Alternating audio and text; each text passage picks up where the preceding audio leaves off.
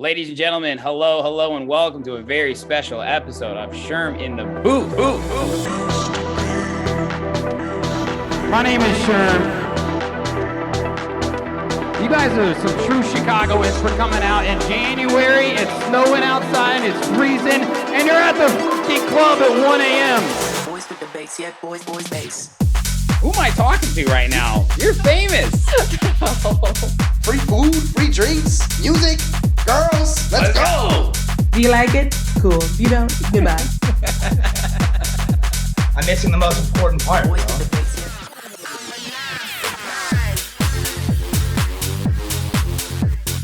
yeah. We should throw like a crazy bar mitzvah party. This is crazy. Semi-stems, I finished it. What's up, guys? How's everyone doing? Just wait, you know it kicks in like 3 to 5 seconds afterward. Yo, what is good, everyone, and welcome back to another brand new episode of Sherm in the Booth. I'm, of course, your host, Sherm, and ladies and gents, we have yet another incredible episode today, but you aren't surprised by that, right? Episode 242 features Chicago-based DJ-producer duo Pods. My boys Mike and Dom stopped by, and we had such a great conversation the entire time. Many of you are already familiar with Pods because I've had 2 really successful collaborations with them, and we actually have some more on the way. They are really talented producers with good heads on their shoulders. I believe in their vision, and I'm such a huge fan. These guys are the best. This interview has it all, and it was so much fun swapping stories about the industry and life, talking shop, music, and NBA related, and of course what their plans are for the future. Now let's get into it right now so you guys can hear their story for yourselves. This is episode 242 with Pods. Here, we'll just start talking. That's what we start doing. Yeah. Well, new Test. You like that? That's Oh, the nice. hood Isn't that poly, nice the branding hood right poly there? mic. Yeah, isn't That's that nice. sick? That's crazy. Can you guys see that in the camera? The hood poly well, mic. fucking Susan, we always go back and forth on what we want to do with merch. And he loves, and I love this about him, and I think it's actually great, but he always wants to mail it himself. Like, he really wants to be the guy that, like, runs the label and mails you the hat, mails you the t-shirt. Yeah. I'm like, you're a fucking touring DJ, dude. We don't have time for you to go to the fucking post office all the time. It's like, no, bro, no, like, I'm telling you, man, like, I'm like, what are you going to put in the box? Like, what do you need to say to these people? He's like, I'm going to throw in a DJ Susan joint. I'm going to throw in just a random thing from my room. I'm like, a random thing in your room? He's like, I got junk all over the place. It's a great way to clean up all the junk. I'm like, okay. And he just tossed in all these hood poly stickers, and he mailed me a hat. And I was like, damn, these are pretty cool stickers. So I said I'd put it on there, you know? It's perfect. It's Little representation. Perfect, yeah. I mean, you guys are hood poly alum, bro. You are. It's a blessing. First one was Ain't No Other Man. Yes. Yeah. Shout out Jake. With Jake, sure. That's great. Dude. Shout out And Jake. y'all made a music video for that. Yes, we did. Yeah, we got some. Our dancing debut, and we didn't even really dance. When was that? That was 2022? Yeah, I think that was fall of 2022. Yeah, going into winter. It was cold out when we were doing that. I remember Jake talking about you guys, though. He was like, these guys are really fucking good producers. And Yeah, Jake's the That's man. awesome. He kind of like took us under his wing for a bit. Yeah. Like well, you said you had just graduated then, right? yeah, like It's pretty fresh. yeah, year or so after that, but I think we connected through TikTok. Actually, we were just like Hey. posting stuff. Yeah, I know. We're just talking about. Yeah. Please don't ban TikTok. Okay, we have some TikTok supporters here. Okay. We do. Yeah. We need it. But yeah, he just like saw some stuff we were posting, and I think he DM'd us, and then we just started chatting back and forth, and eventually got in the studio, and Where'd ain't you no make other that, Fort man. Knox? Yep. Yeah. Yes. Go, shout out Fort Knox. He really helped us step outside our comfort zone too. Like we would never do something like that, and he was like, The "Come on." video? Yeah. Yeah. And he was like, "Come on!" It turned out very well. Yeah. So that was another thing too. Is he really helped us step outside our comfort It zone? was great. Thank you. I mean, it was Jake did a lot of that, choreography with everything, but it just turned out very well. But doesn't it feel good? Like, I always tell people, like, I don't know what content to make. I'm not this, I'm not that. And I'm like, I don't think anyone is expecting you to be someone you're not. right? Like, Exactly. how can you just go a little bit outside that comfort zone, put yourself out there in a way that's still you? Like, you guys were smiling ear to ear in that video. Like, I'm sure you had so much fucking fun making it, right? And how good did it feel to put that out with, like, just, it's a SoundCloud edit we're dropping. But you guys were like, no, I wear my fucking heart on my sleeve. I had so much fun with this. And I feel like people really overcomplicate it and just revert back to, I'm not doing TikTok dances. It's like, there's a lot more pieces of content you can create than fucking doing a dance. Well, we told them, like, 'cause we were in the studio, was talking about the idea, and we're like, hey, we just don't really dance. We're here for it. He's like, that's fine, you don't have to, but like, he made us get in that outside that comfort zone enough to be like, we're still comfortable. Yeah. And everything just, cause we were a little skeptical. We're like, I don't know how this is going to come together. The way Jake explained it, we were like, what?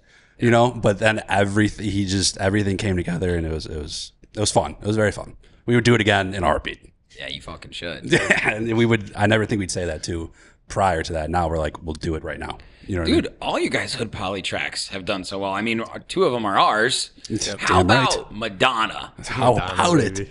Getting fucking supported by Claptone at Space, and they had the video. I was like, nah, like crazy. That was the first like big DJ support period. Yep. Well, maybe semicolon. First big DJ support semicolon. This is not the correct pronunciation. Hopefully my wife doesn't see this. That's awesome. Slash documented. So semicolon slash. Yep. I could pull that video up on my phone in my Yeah. photos right now. I have that Yeah. saved. That's a favorite. And I was like, and I fucking love Claptone. Yes. Claptone was a pillar for me early on, still is. I went to Crossed in 2016 or 17. I can't remember. This is when Rez and Mala were on the lineup on one of their smaller stages, right? Yeah. I went to this festival because I had a good friend that lived there, and we just wanted to go to Cali just to visit, right? And I was like, oh, like, there's a really sick lineup. I see MK on here. They had some other big acts I can't even remember. And we just found ourselves at these stages. And this is the first time I heard rolling bass lines live. Oh, your life changed that day. And I was like, I'm literally getting chills right now. And fuck, boys, it was just so sick, man. Like, and I remember we saw Claptone later that night, and we also saw him for an after show too. And a Claptone set is really, really unique because it's like very like core foundational house. You know, a lot of Chicago influences, pianos, longer build-ups and breaks. But he fucking rips some underground shit. That's And I awesome. remember being like, damn, like Claptone is that dude. Like, what am I doing? I got to be a house DJ. And I already liked house, but getting that first live experience is so important. Yeah. Who was that for you guys? Oh, man. I Doesn't think have to be Lewis, house. Lewis the Child, Yeah. for sure. Okay. Like when we were a lot younger, like we would. Oh, I remember that Aragon show we went to. Yeah. It was Joy. Was it Joy Perp opened? Perp. Joy Joey Perp Perp was opened. We got Oh, introduced to yeah, him. It was the dude. Friendsgiving. It was a thing. Friendsgiving, like Yeah, one of yeah, their yeah. early Friendsgivings, and oh man, I will never forget that show. We came home with so much inspiration from that. Yeah. It was awesome. Shout out Lewis the Child. Shout out Lewis the Child. Big inspiration behind the project. Damn. I think first time I ever saw them was at Lala, 2016, I think. And Okay. We were just getting out of high school, and Yeah. What they stage were did they on. play on? They were on the Pepsi, the side stage. Pepsi, like the Tito stage or whatever it is? No, it was like That was it not Bud Light? no. Oh, it was, like the Grove? It was like In the it was- woods. Yeah. Okay. Yeah. And Pepsi. no idea. Listen no, to this guy. yeah, This is a I know. fucking. I remember This this. is a Lala alum right there. Like, Pepsi. A bunch of good shows were at that stage. Yeah, for sure. But I had no idea who they were, and we're just like sitting on the side curb or whatever, just chilling. Yeah. And they came on and they opened. I'm like, these kids look like they're like 12 years old. With all due They respect. were, dude. Yeah. And I was like, wait, this is sick. And Yeah. literally just stayed for their set. I'm like, this is insanely cool. And then literally ever since then, like, I just like was hooked on. That's what I wanted to do. Like, Yeah. and then Dom was there too, and it was just like, it just clicked all like that. And Seeing Big the Chicago inspiration. kids make it. yeah, Like that. And right? they were from a fellow like suburb that was close. Where are to they us. from again? North. They went to New Tree, right? Yeah, they went to New Yeah, Trier. that's right. I went to New Trier. So somewhere out there. And yeah, just like that whole era of like their future bass like Oh, era. dude. That was That was such a cool. that Blase remix. Yeah, that. Blah, blah, Yeah, blah, I blah, know. blah, blah, blah, blah, blah, blah, blah. Yeah, Sound that's design, the sound is awesome. And that was when Weathen was coming up too. Like we were really into Weathen too a little bit. dude. So he's headlining the festival I'm playing at San Diego on Saturday, and I was like, Such I'm a big front row. Like I'm on break for that. Yeah, because I saw them on Holy Ship do it back to back. Yeah. And I'm so inspired by them too. By the way, just like I love their freedom that when they DJ, just how much fun they're having. So right, loose up there. That's why I like their playground sets or whatever, because a Chicago DJ is like, we all play so many different types of shows, right? Like weddings, bars, festivals, clubs, right? And they're all fun in their own unique way. And then sometimes when you get in front of a new crowd, you're like, I think I can do a little bit of everything. Yeah. And they were really freestyle DJs when they would do that stuff. And I always felt like, especially when I started, I was like, everything has to be manicured. It has to be perfect. Yes. And all you do is end up overthinking things and looking too hard for the right track when like you just need to go with the flow. Yeah. There's been times where we will put a set together and we've completely just been like, throw that out the window. Right, This like, what isn't are we working. doing? This isn't working. Yeah. And it's just like, no one's moving. This isn't it. And some of the freestyle ones we've done have been, to date, some of the best sets we've done. That's awesome. In terms of how fun, energetic. Sometimes it's easier just to see what they like first and, and then run with it. Yeah, that's why, like, if I can play sometimes more of an extended opening set, I really like that because just as someone who, like a good DJ booth is, like, amazing to me. You know what I mean? Like, great booth monitors, like, all the equipment's dialed, like, I got a cold beer, like. You got the sound crowds guy. Sound guy's right over there. Sound if you need guy's right anything. over there. He's my boy, we became friends right away. And I'm just like, I'm in my comfort zone. That's awesome. But when you can really, like, have the experience with the crowd, that's like the job of the DJ. Like, you're supposed to help them have a good night, right? You need to have a good night too, though. Like, you got to make sure that you're having fun. Yep. That's rule number one. And I feel like today it's becoming a little bit more well known that like these low energy DJs / low energy crowds, like you go into that, like my buddy Rich Diets, Mike from Rich Diets, I was just talking to him today, and he was in Miami and like he likes underground house music and stuff. But like he just said, and there's nothing against Miami, or I don't even know what party he was at, but it was just low energy. And it's like, what are we doing here? Yeah. Like, we're standing around. I'm not saying everything needs to be jumping, but like the DJ wasn't giving the crowd movement, anything. yeah. The crowd's like, I'm in Miami. This is cool. You know what I mean? Like that's an expensive ass fucking week to be low energy, in my opinion. I saw a clip of the Elro show. Yeah. In Miami, and all the comments were like, "What is this crowd like? Yeah. Crowd doesn't, or whoever was playing like doesn't deserve this crowd." No, I know. It's just the pops crowd up a lot. conversations are interesting right now. Yeah. Like the John Summit and Sarah Landry sort of discussion that's going on. And I think it's pretty simple. And I can't remember who posted this, but it's easily explainable. These artists started as underground artists. That underground phase can only last so long. Yeah. You become too big, right? Those fans who loved you in the beginning that still love you and you're that artist, right? Like, that's awesome. But you become part of a business. And you can't play these small rooms anymore. So you have to play these bigger crowds where people who haven't seen you in the underground scene but have heard you for XYZ reason are going to come. And those people don't understand the culture. And it's nothing against them because they don't know. And then you see these crowds mesh together, and then that's when people complain, right? Yep. A lot of complaining. And I'm just like, I don't know. It is what it is, in my opinion. Like, I mean, like, complain if you want. At the end of the day, you showed up. Yeah. You're there for a good time. And Correct. Yeah, That's all hopefully that you're there matters. for a good time. Yeah. I think it's, you mentioned it. Like, if you're having a good time up there, they feed off that also out there. Every time. What is like the most fun set you guys ever played then? Man. I think two come to mind. Okay. The most recent one at Prism with Biscuits. Oh, yeah, I saw the videos of that. Oh my God. That was just like, the energy in there was just crazy from the start. Fuck yeah. Biscuits is the man too. Shout out Biscuits. Yeah, I've heard he's a great dude. Very such genuine. such Very a good genuine. guy. Funny as hell. Is too. he Like, Australian? UK? UK. From the UK? Okay. Yeah. And then I don't know. Radius Cascade or Chami Mala or Cascade. The No Redemption, because that was with Biscuits too. That was like the second time or the first time we played with him. Yeah. And that's where we actually like, got introduced to him and all that. That was one was a ripper. That's sick. For me, this was early on. Yeah. But we opened for Liney.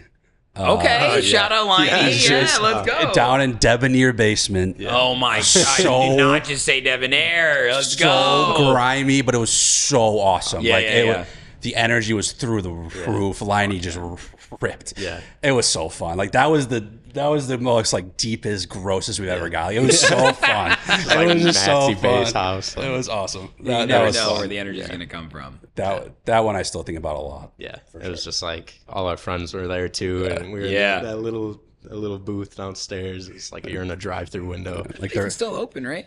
Yeah, I think so. Yeah, as far as we were like the green room was like it's supposed to be the kitchen. It used to be a kitchen. Oh, it was just a room at that point. Dude, it's so funny. I mean, we're like, yo, can I get in the green room? I'm like, green room? Yeah. Green closet is what it is. There ain't nothing going on in there that you want to be like, no, I just want to like, let me come in and hang out. Yeah. I'm like, there's nothing. There's no room in That's here. funny too. Some people ask and they come in, they're like, oh, that's it. I'm like, yeah, I don't know, what did you... Because for so long, you don't even know what it is or where it is. Mm-hmm. And then you just like, it just becomes this sort of mystical place. Yeah. And then you see it and it's like 99% of the time underwhelming.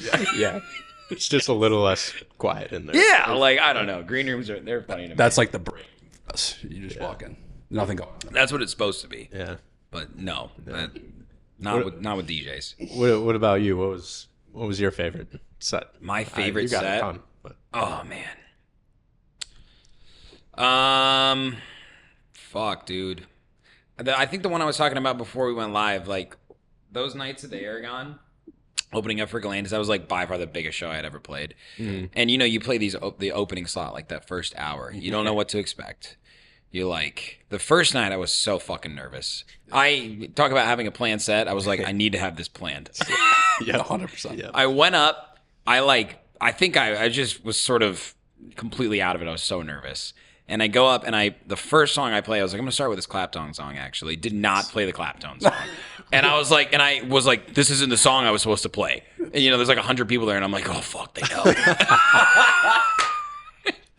And like, the first transition, I was like, that was rocky, Dude, and then awesome. I just looked up and just took a deep breath. And I was like, what are you doing? Have fun. Look at this shit. And, by the end of the first set, oh my God, dude, the room filled up. It was fucking amazing. And then the second night I went in like fucking Black Hawk Down. I was like, yeah I'm going to fucking kill it tonight. Yeah. That's awesome. Aerial assaults. Yeah. Did you start with the song you wanted? No, I did not. I just went out and I just said, I had playlists for each night. So I was like, I want to play the same set. And the second night, I really leaned into it. It was so much fun. Just like I had so many friends in the crowd, got so many new fans that night. That was just a very big cornerstone for me, for sure, to make me be like, all right, like I'm capable of DJing at big crowds, and I got comfortable on the mic, getting people hyped up and shit, and it was sick as fuck, and you just like you live in that. But we had a really cool party at Miami Music Week, the Hood Politics party. It was such a crazy situation because. At Miami Music Week this year, our party was on Friday, I think. It was on Friday. And there was a monsoon, boys. Like, literally, Miami Beach was underwater. So all the pool parties get canceled. Our party started at 5, and it went until midnight, I think. And so everywhere's raining, and we have the only place that's like indoor, outdoor with a covered roof. So like it was already selling tickets. Like it was sick. We had fucking Annabelle England on there. We had Goodfella, Susan, like Jake on there. Was that? Jake Shore, Jake Shore went. Nice Jake Shore played. I played back to back, which died. It's like the whole Hood Poly crew. Yep. And I started getting calls. And they're like, yo, like, people trying to get in. I'm like, yeah, like, fucking come. It starts really filling up. Yeah. And then I start getting some more calls of, like, legit people. And I'm like, you're like, yo, I'm with Gene. I'm like, Gene Ferris? And they're like, yeah, like, can we roll through? I'm like, yeah, where you at? They're like, we're outside. They won't let us in. I'm like, oh, my God. I'll let Gene Ferris into my party? I'll be right there. I, like, storm out. I'm like, hello. And Gene's like, what's up, Sherm? He's like, can we get in, man? They're not letting us in. I look at the security guy. I go, you let this Chicago house music legend in right now. That's awesome. So, like, people like him are there. Just all these, like, Henry Fong showed up. Like, just really, it was just like, I was like, fuck, man. And, you know, Miami Music Week is a crazy thing to throw a party at. It was the same experience at Amsterdam Dance Event. Yes. We put together a really cool lineup, which we were excited about, and that's what we just focused on, right? And when parties like that go well, as someone who's thrown so many unsuccessful events, at least in my eyes, when you have those random, what feels like it could go so wrong because you're in such a competitive party weekend, you know, Lollapalooza, Arc, North Coast, all these things, like there's a million options. Why would they come to ours? People fucking came. And I like had a moment with Susan and a lot of the hood polybos were like, yeah, we can do this. Mm-hmm. So it just felt really good, and I got to play so much of my own music, and the crowd was awesome, and it was like, you know, I think it was 250 cap or something like that. Nice and intimate, yeah. It was packed. Yeah, that's... But then I'm walking around the crowd, dude. It was like a recruiting fair. It was like, I like saw some random person. You're meeting people you never met before. You know them on the internet. And someone else comes up to you. It tells you something. And then you get into these hilarious conversations. Green room was actually a kitchen, by the way. And everyone's trying to get into the green room. I'm like, it's a fucking kitchen. Awesome. And I was like, when did I become the artist liaison? Ring, ring, ring, ring, ring. I'm like, who's here now? Yeah. You're like, I'll be the security guard at the door. I was like, fine. But it was awesome. You played Space that weekend, no? With Susan? That was earlier in the year. That was crazy. Sue opened for West End and Noizu. And he got the call in like November or something. And we were like, we're mobbing. I had never been to Space either. Yeah, that's why I was just waiting because I was like, you know, it looks really cool from videos, of course, right? And I need to go after they've redone it. But it was like grimy in a good way. Yeah. You know what I mean? Like, I don't know why I expected Vegas, like, Vegas vibes. Just like bottle service, overdone shit. You know what I mean? Like, dude, it was simple. You know, the lighting is simple, the decor is simple, like the dance floor is the main focal point. Mm-hmm. And Sue played the best set I've ever seen him play. It's awesome. Literally. It's awesome. He's the best set I've ever seen him play. I think he played 1-3 or 12-2. It was perfect. And people got there early. It was so fucking sick. And then towards the end of his set, he told me he was going to play like some of our music from the boys that were there. Like Diaz was there. I was there. Goodfellow was there actually, and then he played their collab.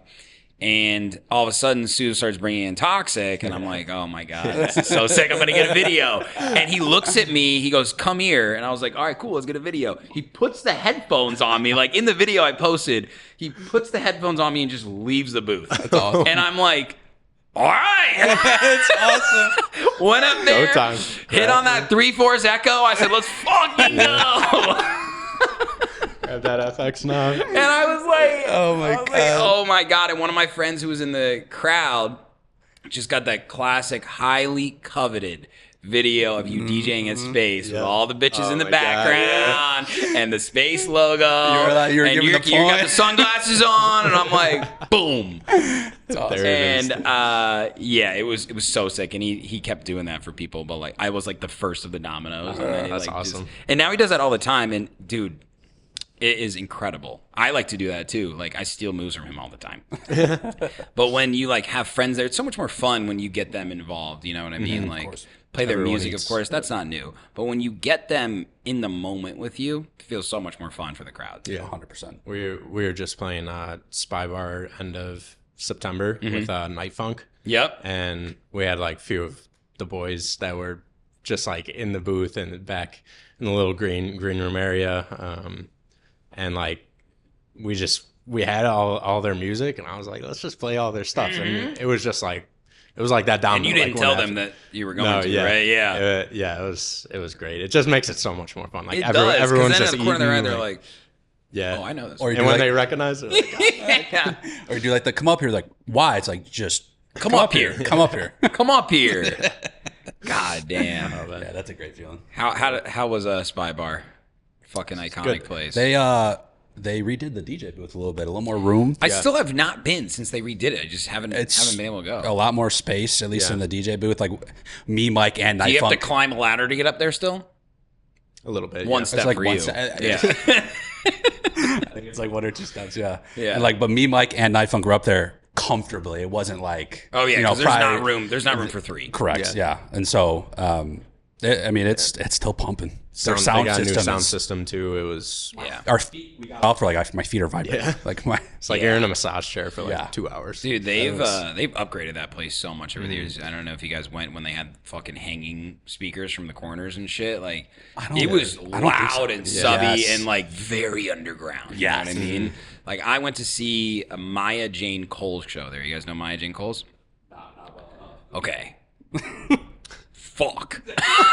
I got mine fucked. You know when you're at a club like that and you've been there and it's like not as busy and you're like, okay, like, you know, it's good. It feels good, you know, and you have room to groove. And then you're like at the same club, but there's like way more people there and you feel like you're at a completely different place. Yes. Like that's the thing I think Spy Bar brings to the table is like has so much history there. Downtown location, great staff. Shout out to Phil. Yep. Phil Groves, by the way, great guy. Yep. The bartenders also there are amazing. They were so helpful at Chicago Music Nexus. I don't know if you guys saw them. We had Spy Bar staff. Yep. And I have a Spy Bar black and white picture in my room of like the Spy Bar sign with like the train going by. And I feel like that's like so Chicago. And I know that like Smart Bar as well is like very iconic and is a really cool place too. But like to me, Spy Bar is where like I really discovered the Chicago house music scene early on. Yep. And the bookings they're doing now are really, really cool and unique. So good. You gotta be cutting edge at a place like that. 100%. I also love that place too. It's very intimate. Yeah. Close quarters. Like that's why I think it's so loud, like in a good way. Yeah. Everything just bounces, and it's a very intimate, like you said. That's like that's like the definition of that underground Chicago feel. You know what I mean? I'm craving playing there. I'm not gonna lie. Let's just go right Do you guys ever like? I'm always like, I know you guys do because you text me like, what shows are next? I'm like, be patient. But like, as someone who like last year, I really made it a point. I'm not going to play in Chicago because I want to play bigger. It does help with bigger bookings, absolutely. But also just supply and demand because I want to, you know, try and bring out a bigger crowd for potential headline shows. But God, as someone that used to DJ all the time in Chicago, I fucking miss it so much. Hunting gigs, you know, high and low, and there's big game and there's small game, and man, I just like I'll have my phone open and I'm like I'm just gonna inquire. And I'm like, oh, stay strong, God. You know, because you're like, well, if like I reach out, then I won't get as good of a rate, but if I wait for them to reach out, then I'll have negotiation power. They never reach out. You'll be not Spy Bar specifically, but like places where you're like, I'm waiting on the right time. You know what I mean? And that's the tough part. I feel like as a DJ, we just love to DJ. Yeah, 100%. We were talking about this the other week. Like, we haven't played a show since September. And really? Fuck. Like, but our September this year was like arguably our best month ever. Yeah. So it went from like the highest, like we were ripping it, like. We had that like retail release, like it was it was just like everything. Big year was for you guys, music wise. For the In Rotation was this year, right? Yep. Sick. And then it just went to like there weren't as many like good shows for the rest of the year. Yeah. Well, that's good. Now we're focusing on the music then, and it honestly felt good because like we always remind ourselves we don't want to get like too caught up in that local scene. There's nothing wrong with it, but like we eventually want to keep leveling up and like breaking out of that. So that's how you have to do it. Yeah. See, it seems not like the that's only way. Yeah. But you know, if you just think about it, if you're a fan of someone and you play at this place or that place and you give them both the option within a certain window, that's why there's radius clauses. Yep. You know what I mean? Like radius clause yourself sometimes. It's hard to do. In Chicago? I've never heard that, and I love that. Radius clause yourself. That's awesome. That is... Take that with clip you. That. Yeah. Radius clause yourself. I fucking radius clause myself, and then you get bigger opportunities in these cities. Because, like, I was talking to Jake about this. So, again, Susan, he just headlined Nova in San Diego, which is like the biggest club there. It's like, Prism. I think it's a little bigger than Prism. And it went so well, right? And this is a guy who's been born and raised in San Diego. I mean, he has similar stories as most DJs, like used to carry around his fucking coffin, he would show up to gigs early. He would walk up and down the street, seeing if anybody wanted to DJ. He'd show up with his crew. One of his first shows, he told me, they booked him 9 to 10 and the club didn't open until 10. Oh my Or God. like they mixed it up, you know what I mean? gosh. And like he literally was like done when he had like 40 friends come and he's like, I'm done. Oh my God. So, and Jake played direct support for him, and he was like, it's sick. And Jake has done this in Chicago now too, right? Like it's so scary to headline in your own town because you're like, do I have to pull here? Like, can I be successful in the city that has given so much to me and I'm trying to give back? And that's like the double-edged sword of this radius clausing yourself, because you're like, I haven't played here in a while. Does that mean you just get so in your head and I just watched 40-Year-Old Virgin, you're putting the pussy on a pedestal. You're putting the fucking gig on a pedestal. And no matter what, pretty much, you're going to feel let down unless it's something that you couldn't even imagine, which is just not going to happen because we've been doing this too long. So what I'm trying to think about is like, all right, like what do I want to do next year? You've been doing very well with expanding that. It's hard. You've been doing very well with it. Taking a lot of chances, a lot of pay cuts. No risk, no reward, man. No risk, no reward. Yeah, and I can't believe this is the year that I went on the Toxic Tour to start the year. Like, we're sitting here in December, and it feels good. You got somewhere big to be on Friday, don't you? In Los Angeles. That's gonna be Los Angeles with Jake and Wookie. So So it's cool. I'm really grateful. I don't take anything for granted. But you do have to fucking be patient and do the time like you guys are doing right now. yeah. It sucks that we can't DJ every day to massive crowds that love us. I got some. But no one would do it. You know what I mean? Like if it wasn't. What am I trying to say? Like that's what makes it worth it. Yeah, I mean, Jake was the first person to us to say the same thing you're saying. Yeah, like we'd be sitting there. He's like, "Where you guys playing this weekend?" And we'd be like, "Here, here, here, and there." He's like, "You guys got to kind of start a little more quality over quantity type of feel." Yeah, but it's like not getting caught up like Mike was saying, like picking those shows that can you really resonate with. I should say, you know what I mean? Because that's a big thing too with like our sound too is. We want to play the shows that we also can play our sound with. Yeah. You know what I mean? Like they also have the same vibe. So that was Jake definitely, gave us a lot of advice with that for sure. Yeah. Yeah. I mean, what do you guys feel like the stage you're at right now? I mean, you guys have had a very successful production and DJ career already, of course. Like, is that next level clear to you or does it still feel a little cloudy and you're just trying to figure that out?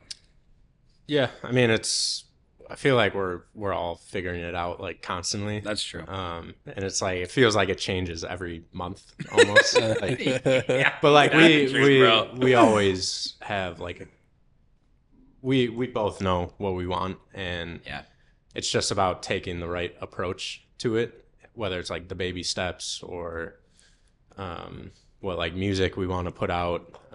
Because like we do self releases sometimes. Like I love that you do. And there have been like few people that have been like, why are you self-releasing? We're like, I mean, we make the music, like we just want to put it out. Like, who said that? I'll find them. Fucking knock them no out. names, but And they haven't released anything. yeah, exactly. Yeah. And all I hear like from like these bigger artists is you have to keep putting music out. Like if you're not playing, you're not releasing, like people are going to forget about you. So if you're not doing one thing, you better be doing the other thing. And we have a really good team with us. It's not that big, but our manager Megan, shout out Megan, love you, goated. Meg. She's the best. We've known her since basically grade school also. Really? It's a hometown crew. We went to I didn't know that. Okay, that's cool. So we went to St. Emily's. She went to St. James, which was in Arlington Heights. We were in Mount Prospect. Yeah, the middle school rival. Yeah. Okay. Yeah. And it just like when she started getting involved in the management scene and that, all of that, she was doing more of like the bass music, like dubstep. Yeah. Right. And we were just starting to like we wanted to start playing in the city because we were producing long before actually playing and stuff. Yeah. So it all just fell into place really well. Like one summer, I think we were on one of those Anita D boats with all our friends, and she was there. We just had a conversation. She's like, I'd love to manage like you guys and just see where it goes. And Whoa. yeah, and we've been growing like since day one together, and it's been very special. And she's been really good at kind of like guiding us along the way. So she'll give us those like different routes, different approaches to take on certain things. Yeah. Been big with like the quality over quantity shows. Mm-hmm. So she's been really, really great at helping us like stay on course with what we want, and we're very communicative like with her on what we want. So Good. she gives us really, really good direction. So Fuck yeah. Yeah, She's in and- the room where it happens. You Yeah. know, she sees the qualifications that support artists get, closing artists get, headline artists get, festival artists get. Like, what is it? What do they look for? It's not just necessarily Yep. following streams, Mhm. credentials. It's the full package. Yeah. 100. Yes, and a lot of Mag, Jake, you have been a big advice person for us. Mm-hmm. I got lots. Of You know, advice. we Chicago Music Nexus. exactly. But we were so like shows, and then Yeah. you start to realize it's your music Yeah. that's going to get you those shows as well. So it's at least for us right now, it's tripling down on our music right now. Mm-hmm. We are blasting out more music than we ever have to everybody and anybody, DJs, labels. It doesn't matter. Like just put it out there, Mm-hmm. and like you have a more chance, I think, of catching fire with your music. Yeah, true. Mm-hmm. I like the way you guys look at that. Like you're hard-headed in a good way, where it's like, this is the way. And it is. Like I always say, like, there's no right way to do the music industry. There's definitely wrong ways to do the music industry that everybody knows about, but like if you stay true to your vision, then it will eventually happen. It just will. Yeah. That's the biggest thing too. Have that vision. Yeah, that's true. Be clear. You know where you want to go. You need to know the sound you want. Like, you have to have that path. Make that plan and just execute it. Well, what about like as a duo, right? Like, so you guys have known each other for a very long time. Dom can see Mike's yard from your backyard, you said? I could stand in my yard and see it That's awesome. Butt ass naked. a few times. man. Nice morning breeze. Nice morning breeze. Hey, Mike, look out your back window. Dude, is that your dad? Oh my God. No, it's my mom. Sorry. Because That's great.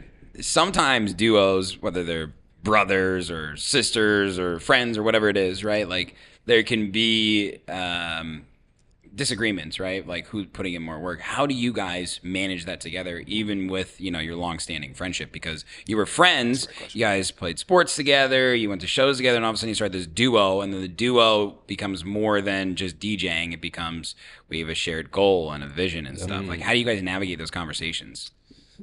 Yeah, I mean, it just like thinking back to how long we've been friends, like we're basically brothers at this point, and Yeah. it's so easy to like just work with each other when it comes to achieving like a certain goal, like big or small. So like if we have like a weekly goal that we want to get done, like we'll get that shit done. Okay. Like, a monthly goal, we'll attack that like week by week, and then like yearly we always write off a bunch of things. You're very aligned. Yeah, or we're super like we spent more time together than like with our families, basically. Like It's a fact. so we just know how each other operate, and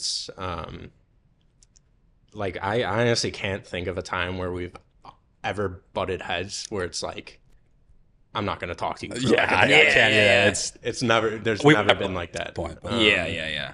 And I just think the biggest thing is like, we have to be intentional with what we want to get done.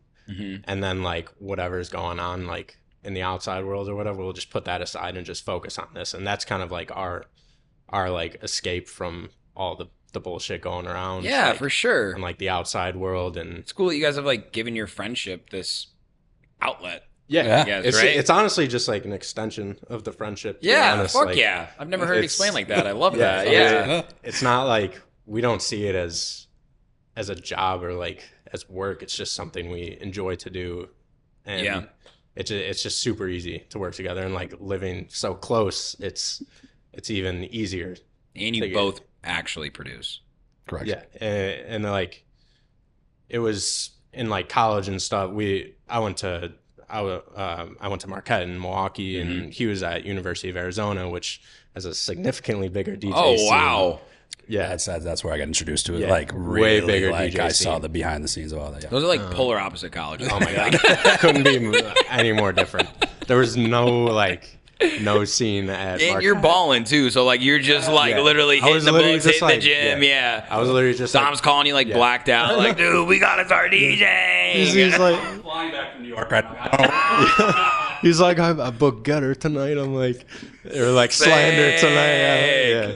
And it just like, it was a really good kind of like a trampoline or like a springboard effect where I could really focus on like the production part of it, and he could get that full like dive in of how the scene works, how like the back end stuff works, and So necessary. yeah, just really getting like the foot in the door with experiencing that, because I didn't know what the hell that You was. at like all. dance music, but you saw what it really is. I Yes. just saw how it's put together. And it's like, this is it. So what was your college experience like then? Did you know DJs?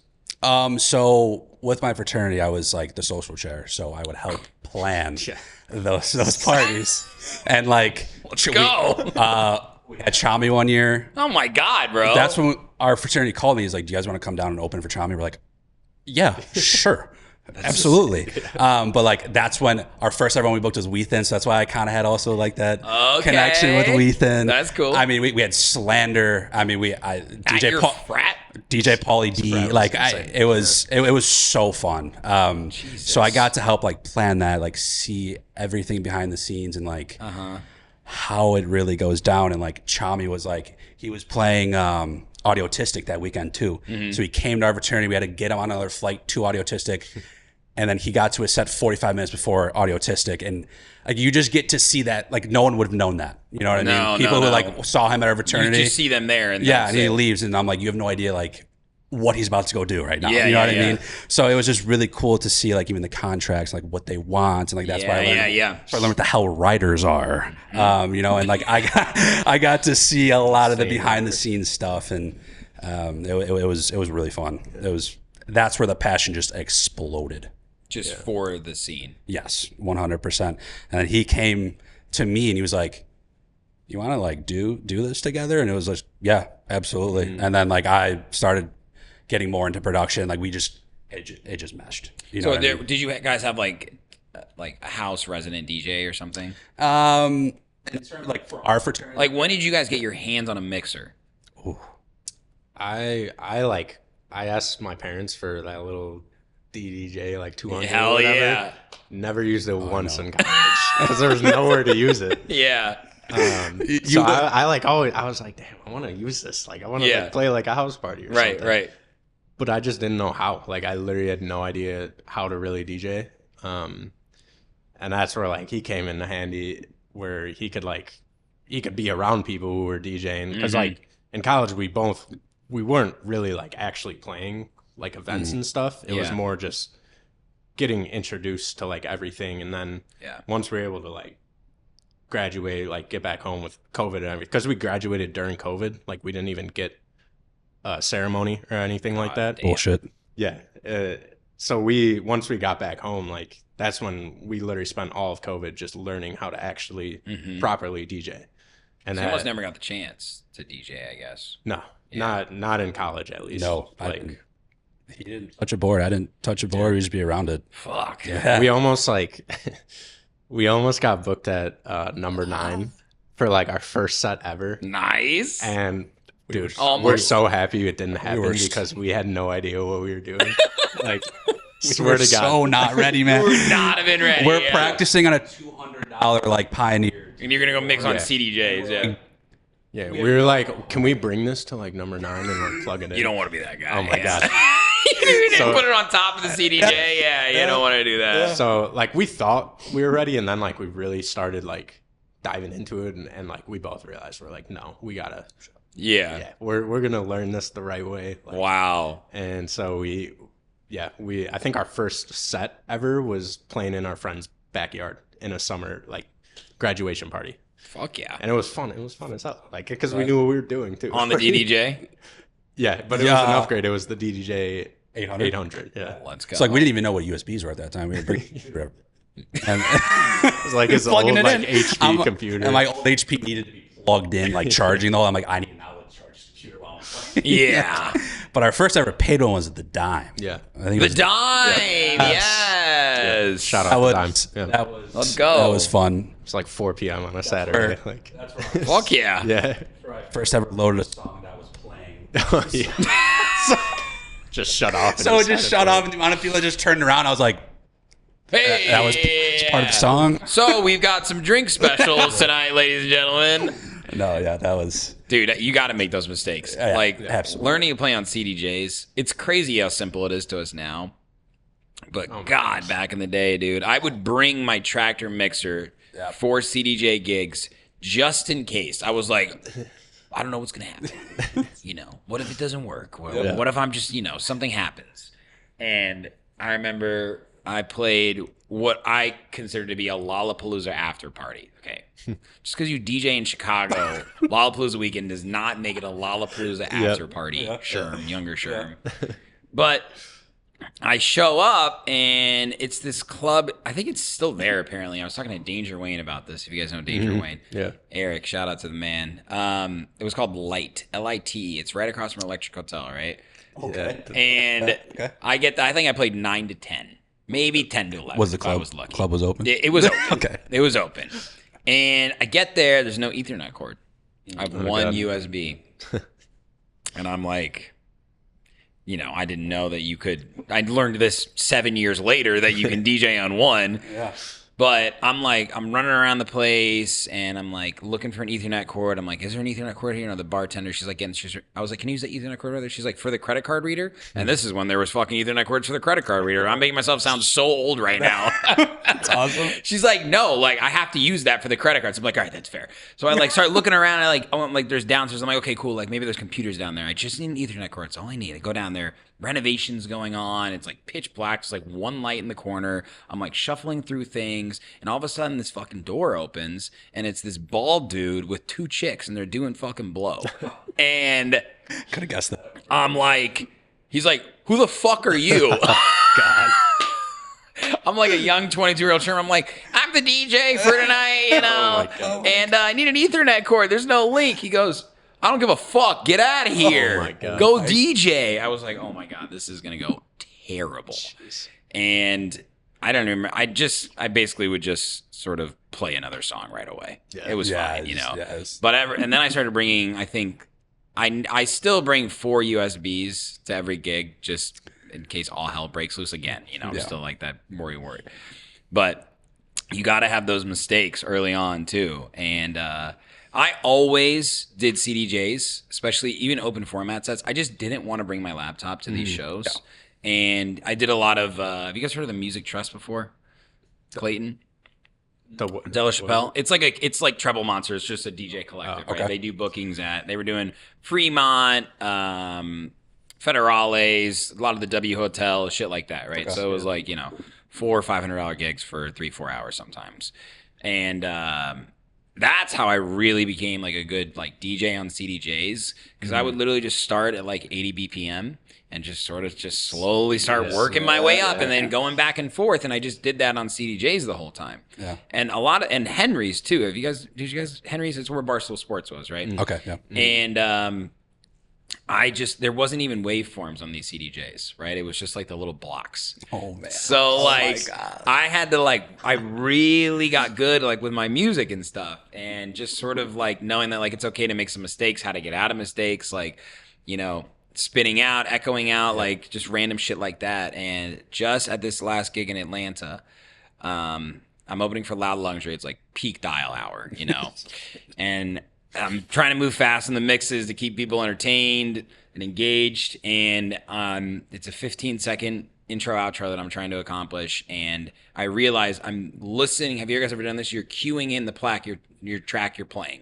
I'm not listening to the track that's queued in. I'm like, perfect mix. Yes. And you're like, I'm wow. like, I can't even hear it. This is so perfect. I had timed it perfect. Right. I'm dead sober. I'm just so into it. You rip those headphones off? I rip the headphones off. I go up in the volume and it's like, I'm like, whoa. And like, I literally like locked in. It was like it was like a crazy mind thing. And literally just my hands, I spun out, I echoed out, and it just sort of sounded like the perfect train wreck. Almost like something was about to wreck. And then I was like, oh, we're good. Yeah. It's all and I was like, that sounded good, actually. But only because of these mistakes that I've made, and just shit happening and remembering those moments has made me a really good live DJ. And like, that's why I crave sort of like putting myself in new positions as a DJ as well. Because like seeing someone like Propa DJ. Yeah. He's a beast. He's a beast. We did this. You guys should do this with strategy, by the way. The Dig Bipper. Did you see that video that we did in the pizza kitchen? Yeah. You guys should do That this. looks It's cool. sick content. Yeah. The boy Diamond Cut has like the highest fucking quality videos. It's so much fun. And I DJ before him because it was a Monday night, and I was like, I'm gonna probably leave halfway through Propa set because I gotta go to work. Yeah. He comes on and he just fucking James hypes it up, bro. Awesome. Like, but in such a great way, and like he's looping, he's turning around facing the crowd, he's fucking just killing it, echoing out, reverbing perfect. And I literally am just watching there like, I fucking suck. Humble moment. I fucking suck. But I loved that feeling walking in there. I was like, there's more levels for me to achieve as a DJ. And I felt like I was having so many good gigs where it's like I'm playing good music or whatever, but like as someone who really loves technical DJing and trying to be better at like, I think I got a little complacent with how I was styling myself as a DJ live.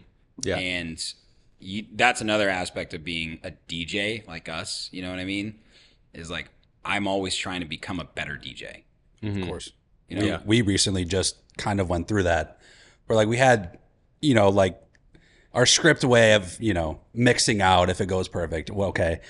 But I remember we came together. We watched a lot of DJ sets. I think that's like live DJ sets on YouTube. It's a big way to see how they do certain things. You can hear it. You can understand that. And, we'd always come back like, it's like kind of like our film to us. Like we're watching film like in the locker room. Be like, it is. Try this, echo here. Like it's, you're always, no matter what, you're always altering that. Belichick it. Go back 10 seconds. Yeah, it's literally. That was a good mix, but it could have been better. On 3/4 or 1/4? Like, wait, what? Should have been 3/4. Yes, literally. So that's a big way, at least for us. That's how we learn a lot of new techniques and new ways. And yeah, you like you said, you don't get too complacent with. It probably works, but spice it up. Make it a little more interactive too for them. Like you said with Propa too, he's up there so live too. We were just talking about that. Awesome. Everyone's feeding off that too. So it's a big part of it. Yeah, you guys are great DJs though too. Thank you. I'm telling you, man, the hype is real with pods. I've told you guys that, but the hype is real. I swear to God, ever since Jake Schur was like, "Yo, these guys pods are really dope producers," and who like I think we were booking something for Soundbar. I was talking to like Galena Crew, or I don't even remember who it was, but people were like, "Yo, like book pods, like they bring a fucking crowd," and you guys brought like a huge crowd. I think you headlined. I can't remember what it was, but it was some big party. I think it was a Black Wednesday party, wasn't it? Am I thinking of another event? I can't even. I don't know. It wasn't with Levity, right? It might have been. Or no, because it could have been Levity. I don't know. Levity definitely talked about you guys. already. Yeah, Levity. Yeah, for sure. Levity is. You guys had some sort of either big direct support slot. Where it was the Pods and Friends. Pods and Friends. Yeah, and you crushed. Thank you. You crushed. You had the GM being like, "Put these guys again," shit like that, and like. And I knew you guys were great producers and great DJs, but like when I see you have a following and then I make music with you guys and we have success and I see you guys continually just showing up and, the surgery, of course, this year, like I think a lot of people would have been like, this is a big detriment to us, to our brand, to me personally. But like, Yep. I loved how you guys approached it. I remember talking to you at a line show. Yeah. I think it was right before. That was- I don't think you weren't there. No, I was Yeah, sick. you were I was sick, very yeah. sick. You were sick, yeah. And we were talking, and you had this really, really good headspace about it. Mm-hmm. And I remember thinking, I was like, wow, like, I feel like most artists would be like, I'm pissed, like, you know, Yeah. why is this happening to me? But you guys have always just like shown up, and I love that you guys have like this collaborative long-term vision, and I think it's so special. Mm-hmm. Yeah, appreciate that. It really humbles. It's a humbling thing to hear, so thank you. You never really know like how people view you like from the outside. I know it's weird it's when a people are weird- like, yo, they're it's a legit, weird and you're thing. like, no, we're not. Yeah, it's like what does that mean? Yeah, what does that even mean? Yeah, I feel you. But like whenever that does happen, like it definitely taps us back in that like, okay, we're doing something right here, and we're just gonna keep at it. Like even with earlier this year, like we're out of shows or out of commission for doing shows for like 4 or 5 months basically. What you couldn't? How long could you not even stand for? I couldn't walk for 3 months. That's Yeah, fucking it was- insane, dude. Yeah, it was a very tough experience. Yeah. Just being in a basement in my sister's basement for literally 3-4 months. During the summer too, right? Like It was I actually did it earlier in the winter, but like there Yeah. were still a lot of like good shows that were happening. So Yeah, like, the yeah, FOMO was Yeah, real. yeah. And just like not being able to do regular things, like it was tough, but I had no other choice to really just spend all my free time like literally making music and yeah. watching NBA basketball for 7 hours a night. Holy Like, league pass all day long. So you guys both league pass it. Oh yeah, that's got the multi Like- we got the like package where you get like multi devices. But like, I'll catch you guys on a Wednesday night, like watching the Charlotte Hornets. Oh, yeah. Brooklyn Nets. Charlotte Hornets. Charlotte Hornets have the best announcers in the game. That's true. Next to Adam and Stacy. Adam Amin, baby. Shout out Adam and Stacy. But Guys, I don't. Have you guys heard the Pacers announcers? Quinn Buckner and Kristen He's Erie. electric, man. They're great. I don't know if- They're up for Sportscasters of the Year. are they really? They really are. Those are the top 2 teams. Okay. Yeah, I'll be tuning for in. Sure, for Be sure. tuning in then. Chicago has the Bulls. It's blacked out in Chicago. It's absurd. It's crazy. YouTube TV. The Blackhawks are on TNT the other day. It was blacked out on TNT. Jeez. Why Crazy. are they doing this to us? It's crazy. I like apologize to my sister. I'm like, I don't know what to tell you. That's a national TV provider. That's crazy. Yeah. Well, what do you guys think about all this negativity towards the NBA right now? Yeah. I mean, I literally sent a tweet today into our fantasy basketball chat that Yeah. it was like, Oh, you guys are deep as me too. I play yeah, fantasy basketball. yeah, it was like the 2016 Warriors. They averaged 33s a game. Yeah. And this year, that would be the second fewest in the league today. That's crazy. Can you think guess what that's the number is right now? It's the Boston Oh, I think I saw it today. It's like 55. 51. Yeah, it's crazy. 50 points you're just putting up alone on They're crazy. Zula's Zula's a fucking dog, bro. He is. Well, I mean, you see all these videos about it, and it was almost sad for me as someone that like feels like I know a lot about basketball. I've watched basketball my whole life. I got cut from the 7th grade basketball team though. I thought I was going to be in the NBA, guys. I went to the Basketball Hall of Fame for my 13th birthday. Okay, met Grant Hill and he signed a basketball, and he said, what do you want to be when you grow up? And I was 13, so I was a little old to be asking me that, but I was like, I'm gonna be in the NBA. And he was like, that's awesome. Looked at me like, no fucking way. But always been a basketball fan. Went to IU. I was at the Watt Shot game, which actually happened today, however many years ago that was. Watford for the win against Kentucky. That was crazy. That's great. That was wild. Fucking crazy. So basketball has always been very, very important to me. And I guess I didn't really realize. I knew people were shooting more threes, but I didn't realize like the NBA's broken.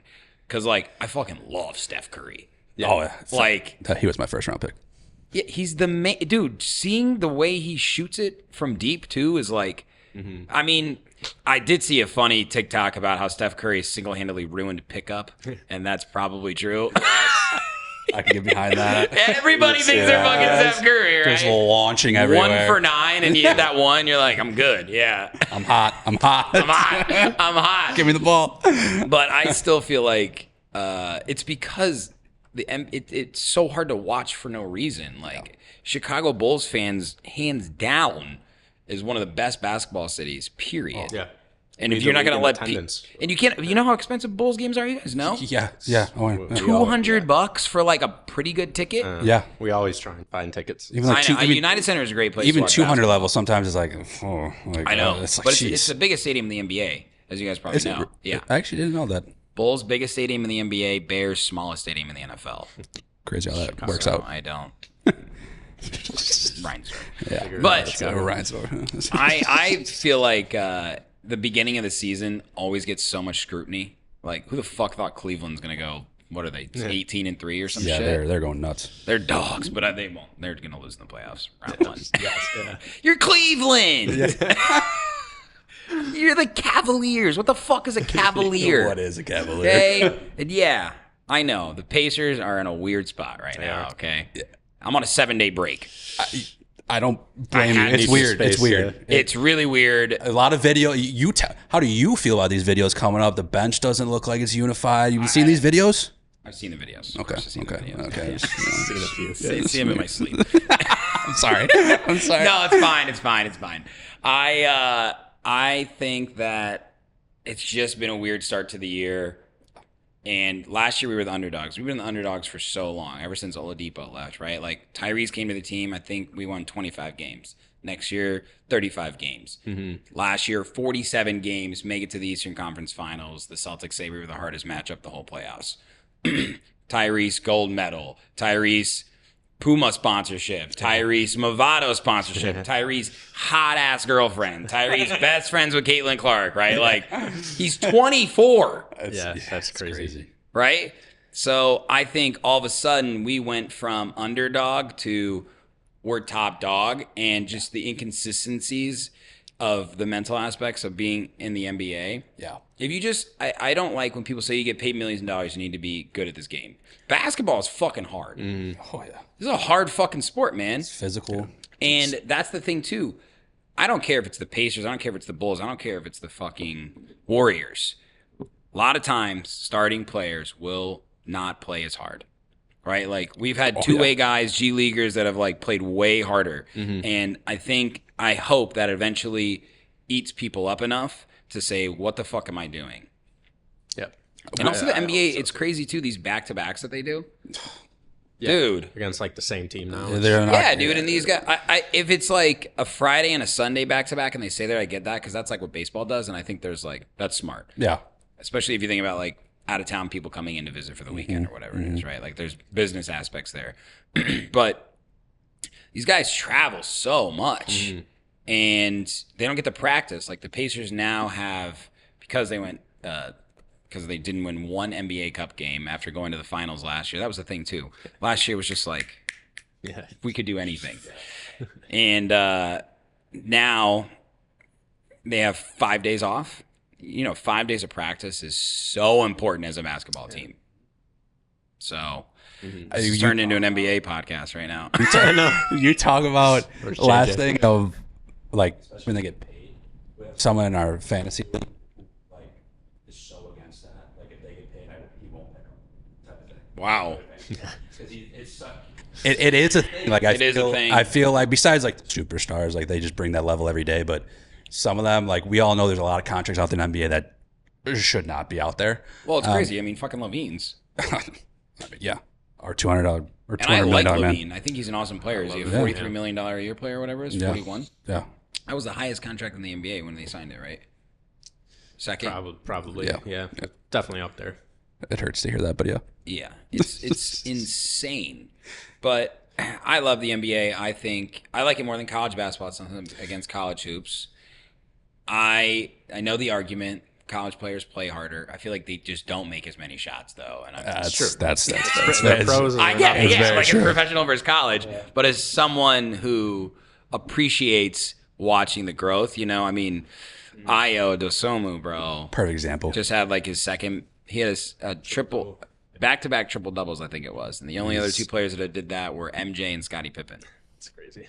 And now Io DeSumo on that list. And he's a Chicago kid, went to U of I, right? Like, I was sitting next to some Chicago Bulls fans at the Pacers game, and we're just going back and forth talking about how much we hate our teams, and it's just like reveling in, we can't do this, we can't do that. I'm like, well, what do we like? Like we love Io because he's that homegrown kid, Dog. Yeah. You know what I mean?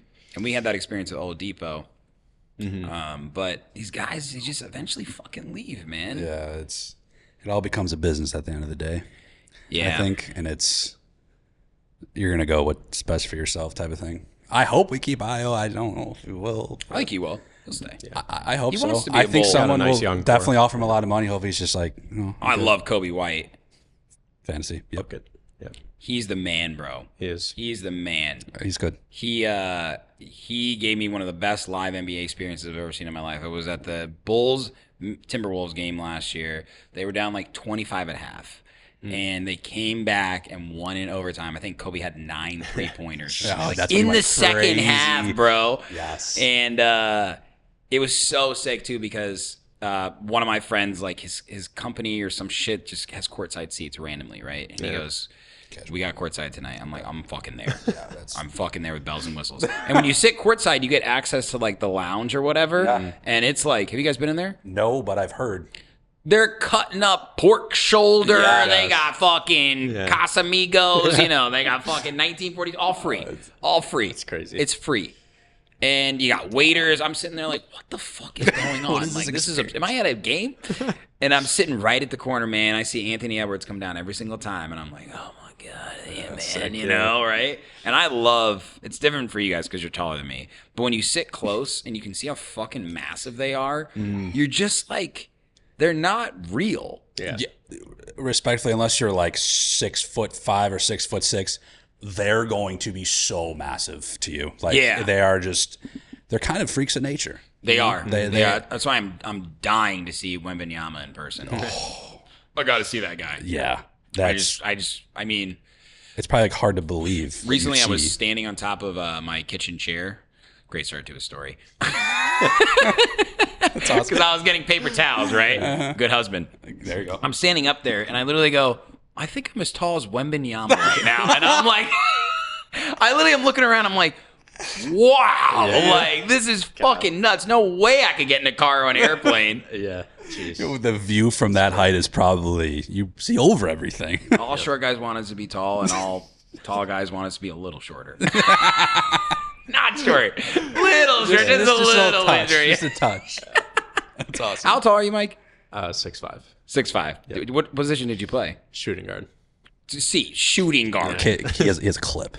Really? He has a clip. I just started playing rec again for the first time in a while. And first game, I think we played the best team in the league. Okay, we did. It's a bunch of guys we've never played together. We don't have any chemistry. It's also in one of the Lincoln Park High School auxiliary. Oh my God, bro! That is the worst gym I've ever stepped. Dude, I can't move. Yeah, it's slippery.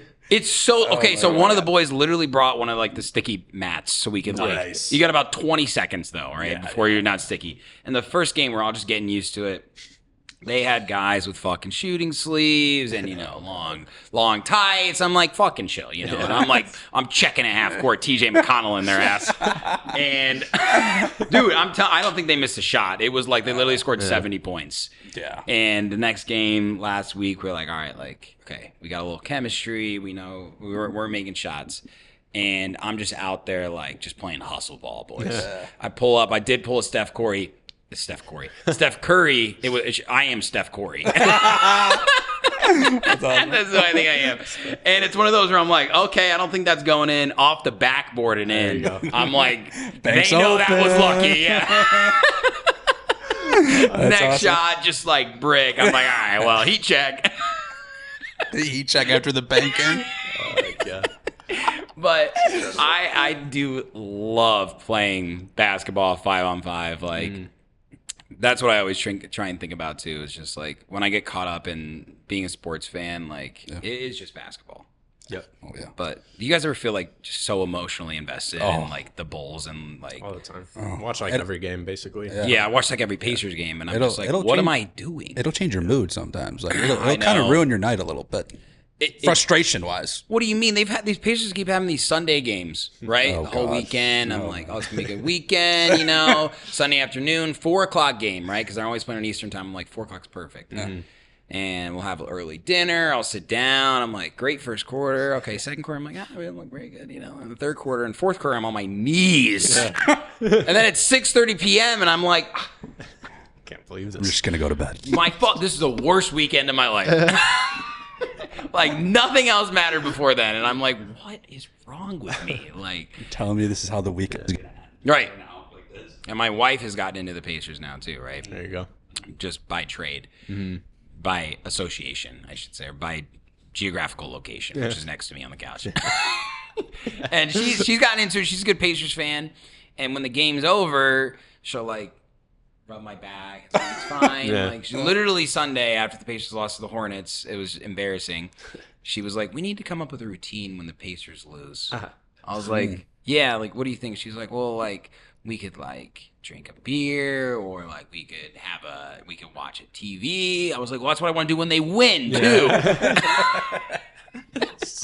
There's no routine, just win. Just I'm just gonna be in sorrow if they lose. If they win, we'll do all that. yeah, literally. And I'm just like trying to, as someone who has always been a big Patriot fan, now I was really invested. You know what I mean? Like watching the games and shit. And it sucks when they lose because you feel like you should have just done something else. Yeah. That's also the beauty when they do win. I mean, that next day, dude, I'm listening to every Pacers podcast. I'm like high as a kite. I'm like today is a good day to be a Pacers fan. You know, I put on all my Pacers gear, wear a Pacers sweatshirt to work. I got fucking the Tyrese GT cut threes on. I'm like, let's fucking go. Did you guys see the Pacers game last night? Everyone's like, no, we didn't watch the Pacers game. It's awesome. I'm literally surrounded by like zero Pacers fans, like in my day to day, like. I have some friends that are from Indianapolis, but it's really funny because there are so many Bears fans in Chicago, obviously. Yeah. And I know Bears fans, you guys are just like the highs and the lows are they're like so the opposite. Yeah. And I really do feel bad because man, when the Bears win, even cab drivers are happy, dude. The baristas at Starbucks, you know, the bus drivers, the salesmen, the carpenters, like Chicago runs well when we win. Exactly. When they don't, everyone's just like, it's just top level upset. Yeah. It's everyone. It's everyone. It's terrible. I mean, this year has been the worst I've ever seen. After feeling it was going to be so hopeful. Yeah. We'll be fine, I think, long term. But, like, there were a lot of hopes going into this year, and just, like, a few of the ways that we've lost this year. You sound like an addict. How many times have we said, I think they'll be good for the future? I was just going to say, and it's Jerry Reinsdorf until he's fucking gone. Hey, I'm a Colts fan. We'll be fine long term. Ever since Andrew Luck, it's been a fucking shit show. Everyone's like, is AR the guy? And we're like, yeah, he's the guy. Put him in. We don't care if he has 10 interceptions in 2 games. Let him develop. We put in Flacco. Put AR back in. This is fucking bullshit. What are we trying to do? Oh, that's awesome. Yeah. That's so fantastic. It's definitely nice. I mean, God. Here's the thing. I love the Bulls. I think the Bulls are fucking awesome. Being able to see the United Center from my room and just knowing the history, it's awesome. Like, and I've lived here for almost 10 years now, so like I can say that. Bulls aren't my team, but I love the Bulls. So the fact that since I've lived here, well, when I moved here, the Hawks had just won their second Stanley Cup, which was sick, and then in 2016. Cubs win the World Series, which was awesome. And then it's just been shit ever since. Nothing but downhill since that Nothing World but downhill, Series. you know? You go to a White Sox game because they got good food. You go to the Wrigley Field because it's a good time. Yeah. Go to the Bulls games because United Center's sick. And I would feel a lot differently about, like, my fan allegiance if, like, the Chicago teams were, like, absolutely killing it. Yeah. Yep. I hear you. So we can all suck together.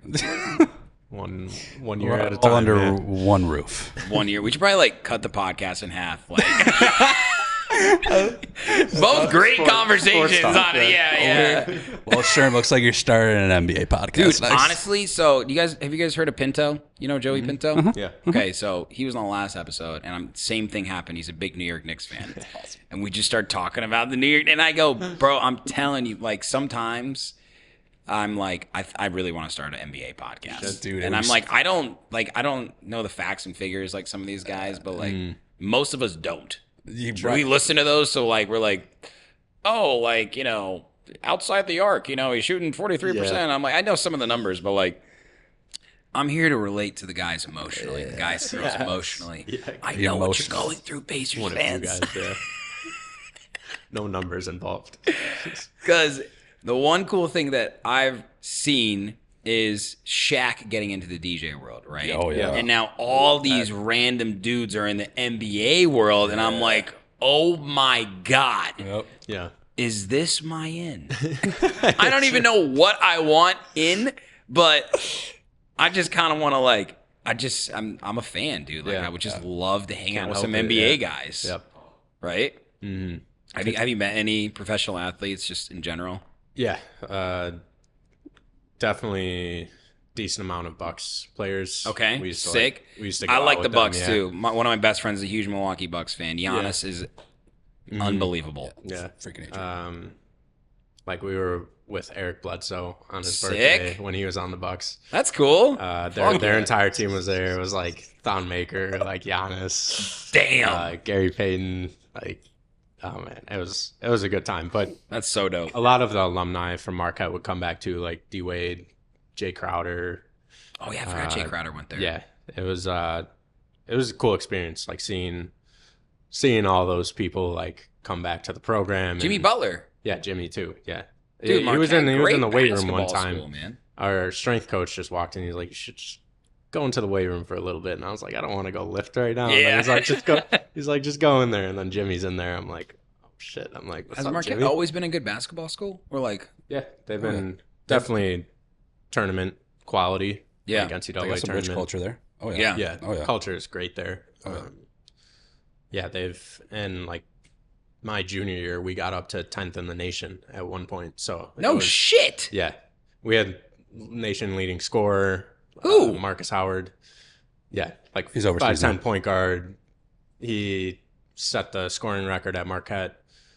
Just like insanely shifty. That's your teammate. Yeah, and then That's Sam, sick. Sam Hauser on And the you're out there Celtic, fucking yeah. partying. I have a very funny story actually when he's done. And like Sam Hauser on the Celtics. Yeah, of course. Yeah. and God damn. We had a good squad, so This team was it was loaded. very, very good experience. Sam Hauser's killing it. Oh yeah, Good for him. Undrafted to like. Did you know he was a dog though? Oh yeah, I like said he's probably the best like pure shooter I've ever He is. played with. Just like his form is just money. Dude, he's like fucking. yeah. You remember Austin Crozier? Pacer player. This is a Pacer don't know. deep cut. Yeah. Yeah. That's deep. That's deep. No, I don't remember that one. That is. You're getting the I'm so archives. alone with that reference right now. Anyway, really good form. Okay, that's all I was trying to say. That's awesome. Yeah. But yeah, very good experience. It was something that taught me a lot. And Did you ever want to go pro? when I was younger, yeah, but then I realized how good some of these guys are, and Yeah. it's like I'll just see where this goes. Well, going to Marquette's a huge accomplishment, dude. Yeah, It's awesome. He kind of came to me after he finished. He was like, someone was talking to me about overseas stuff.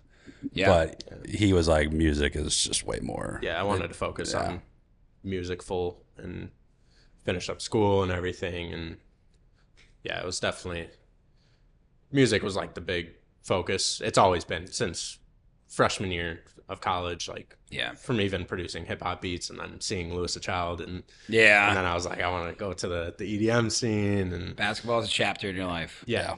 But it's something I'll never let go of. Like I'll always play until Absolutely, I can't play dude. anymore. So yeah, it's Be the old dude at LA Fitness. I know. Just I will running be. shit. I easily will be. With the shooting sleeves and the knee pads. I went We up, love it. I went up there to visit him one time, and we were out. We were at the bar, and he was like, "I need some like liquids." Like he's like, "I need some like Gatorade like or something."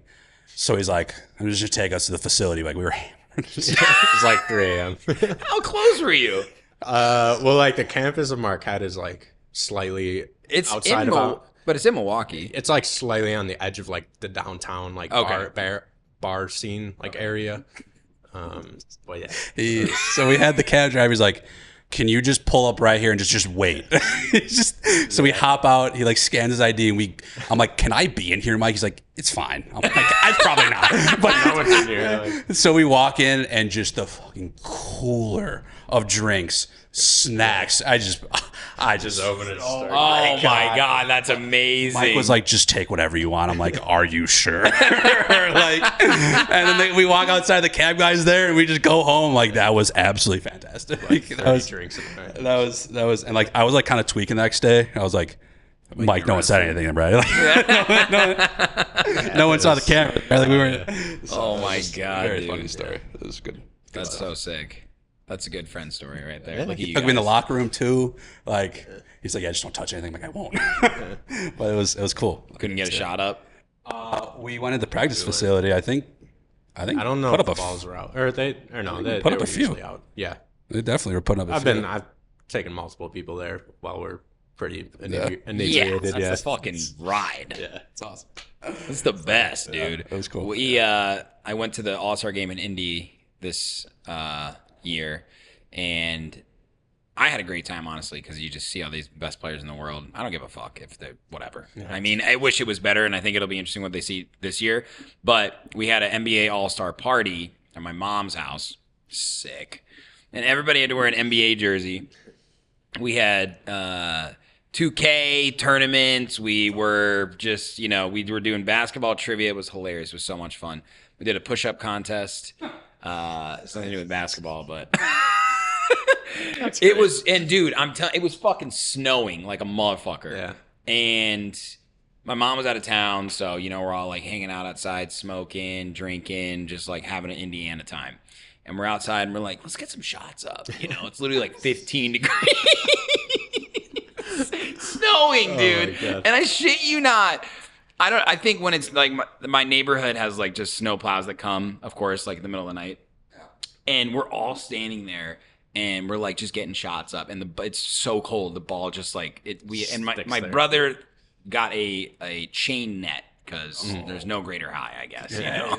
That's and down. so it's like freezing it. So, and then the snowplow comes up in the driveway and we're like, what the fuck? Oh my God. And he's like, are you guys playing basketball right now? And we're like, fuck yeah, it's All-Star Weekend. Get the snowplow out of here. Yeah. We're playing basketball. Yeah. And it was at that moment I was like, dude, we got to go back inside. But it was just that camaraderie, when you're like, should we be doing this? It's like, fuck yeah, no, we're doing this. We're Doing this. that's the biggest Midwest thing I've ever heard. Yeah. It was such a funny scene, too. Like, literally everyone's in different random-ass NBA jerseys. And it's snowing, and it's freezing. And no one put on a jacket. And it was like 1:30 a.m. And we just, like, had the garage light out, and we were like... Say the garage spotlight. You know what it was? We were playing Knockout, which was stupid.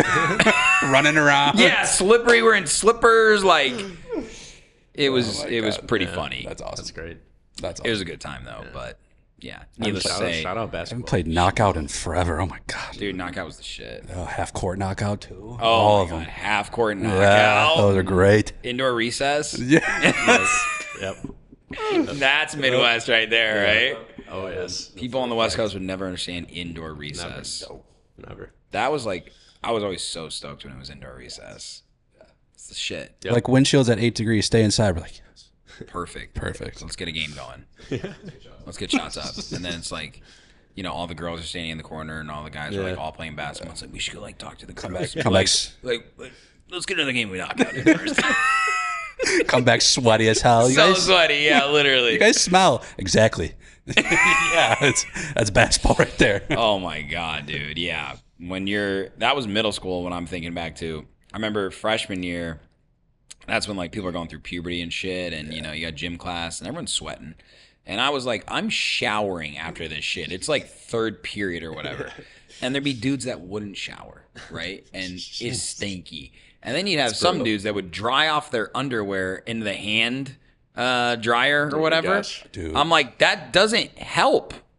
Oh man. gross. Oh. Right? Yeah, am I unique Yeah. in this experience? No, yeah. I would never use that Yeah. air dryer. Like oh my.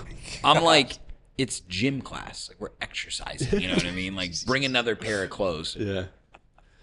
And it was just me and my buddy were the only ones who had the ball. I would shower up and be smelling good, and Especially at third, second period, like you're a whole rest of your day. yeah, dude. And just when you're sitting like that, it's just Yeah. It's not good.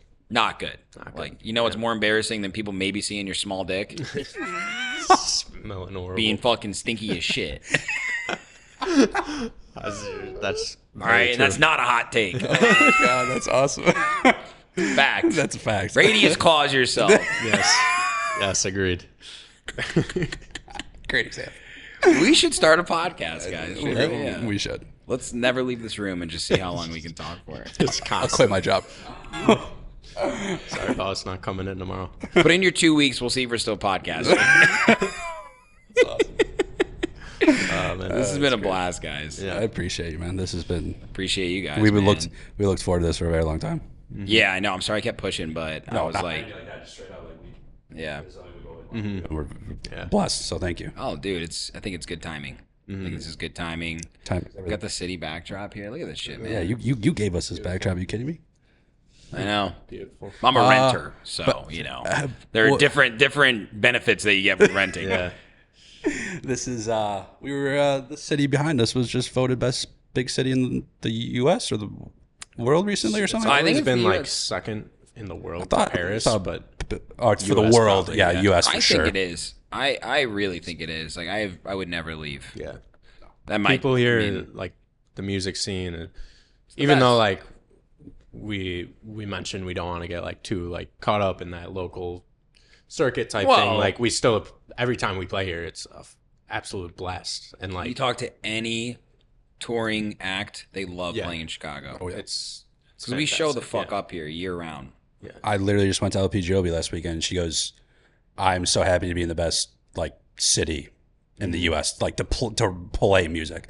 Like you know what I mean? Like she's like, I love being here. This is awesome." I'm like, "This is awesome." I know, and so rich. like everybody says, I love this city, but people always take a moment to explain why they like Chicago when Yeah. you come here. You know, Yeah, we've been working on some music that like it's kind of like dedicated to Chicago. Like we've been focusing on doing like our own vocals. Yeah. moving forward, just to have that like original touch. And dude, I got it's almost like thick that. songs with the name Chicago in it. Yeah, It's we like, are so many. Take a break. Yeah. Yeah, but like just when we're like recording the vocals and stuff, and it's just like a spoken word type thing, like just Love talking that. about Chicago. It's like once you listen to it back, it's like, oh, this actually feels right. Like No, it it's represents what the city's about and yeah. people here and just like the sound in general. And that's For kind of sure. like where we're focusing moving forward, is just like being true to like not only ourselves but like representing like the city in a good Mhm. way. So hopefully if we do ever go out into like the world will. and in a country, we can represent You got the to. city. Yeah, Bring it with you. You got to represent Chicago, because when Yeah. you meet people from anywhere else in the world and you tell them you're a Chicago DJ, they think it's the fucking greatest thing. Mm. We have our own little secrets that sometimes it's not. Yeah. Yeah. But there's so many people that I've met that are from Chicago, and they're like, I can't wait to get out of here, man. I'm going to go to LA. I'm going to go to New York. I'm going to go to SF. I'm like, why are you in such a rush to Yeah. leave this amazing place? Like, you're just not putting yourself in the right positions or Yep. places. Because it's so much more than the history of the house music here and where dance music is at now. But like the culture that we've talked about so many times today, the sports, the food, Mm-hmm. the people, the places. I mean, thinking about where Chicago is going over the course of the next 10 years, just here, the South Loop, the river is going to be expanded, Lincoln Yards, like all these incredible buildings that are going up. Yeah. Dude, this is pretty clean too. Here. It's so it's clean. very clean. very clean. New Very York. clean. I've been there. I respect a few and times. fuck with New York, but like, Yeah. that's a Garbage tough on- place to yeah. live, man. Garbage on the street, I think New York's sidewalk. Yeah. one of the best places to visit. Yes, it's a blast. There, it's like Vegas. You got to kind of have a cutoff there. Yeah, you do. You're gonna go broke. the- Yeah, you got every step you take is like $5. Like fuck. Yeah, literally. One step, $2. Oh, that's so funny. Yeah, but I never ever take Chicago for granted because we have so much to offer here. Yeah. And it really is the people. Like, New York's got a lot of people from New York. LA has a lot of people from LA, but like I feel like Chicago people, like we stay here, we give back. And not saying that those cities don't, just as the other two biggest cities in the US, because I think they have so much unique culture on their own. But people that come from those cities that come here or move here even too, right? Like Chicago pulls you in, dude. Yeah, it does. I know quite a few people who've moved here, and they're like, It's amazing. Yeah. Not fucking leaving. It's so like centralized too within the country. Like traveling, Dude, That's you a can big go. thing. You go time zones. We Yeah. talked about time zones earlier, man. The central time zone is elite. Yeah, it's so It is elite. That's so funny. And just Our like, airports are conventionally located. We got trains Yeah. that go to them, right? Like you don't need a car in this city. We even got two here. So if you're south, We got two. don't worry about it. We got two. Yeah. I know, like San Pacho. Yeah. Yeah, he just moved here. And, Yep. We were talking with him at was it Prism? Yeah, we played with him at Prism, and he was just like this. It's just like so easy to like go place to place. Yeah. And that's like that's a thing people don't think about really. Is So easy. if you were in LA and you had to fly to New York, that's No. Like that's a within brutal Chicago flight. limits, like excluding like going from the city to the burbs and shit, like max 45 minutes. Yeah. And that's a distance that you're covering right there, too. Right. Absolutely. And, you know, New York has a good public transportation system, but like 45 minutes. Like, But yeah, you can't walk anywhere in that city. It's like, it's also like not a fun 45 minutes. yeah, it's like You're sweaty. deep underground on the train. I had to move my foot out of the way of a rat one time. So Hell yeah, you did. It's, Big ass rat. Oh, Too. like if I didn't move it, it was running across the leg for sure. It wasn't hesitating. That's rough. Yeah, that's rough. But other than that, it's a beautiful city. Yeah, It's a great place. just the influence it has on the scene too is, I mean, it's timeless. I always hear so many people talk about like the home of house music. Yeah. And it's nice to be able to like grow up in that scene and like experience that firsthand, and just like apply that to Yeah. like our music and shows and sets moving forward. It's Own it. Rep Yeah. it. The warehouse is right over there. oh, is it? Yep. Yeah. I don't know. Very You nice. can't quite see it from here, but it's right on the other side of those buildings. Nice. And I'm like that fucking guy every time. I like intentionally go past it whenever I can, and Yeah. I'll just stop and I'll just just touch the brick. And it's like, you know, a law firm, and somebody sees me, and they're like, "What the fuck is that guy doing? Like, is he a big fan of this law firm? Just let it happen. Just let it happen. Just let it happen." But now every year, since it's a landmark, they're doing a street festival on Jefferson right there. Oh, Nice. So yeah, Nice. I'm like, I think that's incredible. Yeah. 40 years of Chicago house music is like, I talked about it in Nexus. You guys were there. It feels like it should be so long, but like if you think about like a 40-year-old man, that's like not that old. No. You know what I mean? Like Yeah. 40 years is not a long time. No. So much When you has put it happened. that way, no. You know. Right? Yeah. No. Like 40, like Lady D said she's been DJing for 30 years. Yep. It's crazy. Right? Like It's crazy. when we do this podcast in 20 years, we're going to be like, can you fucking believe this and that, right? I just think things move so much faster now. Like it might, I don't know, 40 years of house music is like, it's this weird number to me because it feels like it's supposed to be a lot, but it's really not that much. But like, look at what it's done on a Yeah. global scale, you know, Yeah. look how much it's growing in the U.S. Yeah. And look where we're sitting. So it's like, fuck, man, there's a lot more to it than that. But for sure. Yeah. You know, like Yeah. everyone knows about it. Last few years, like taken it's, off. it's insane how much it's grown. Exploded.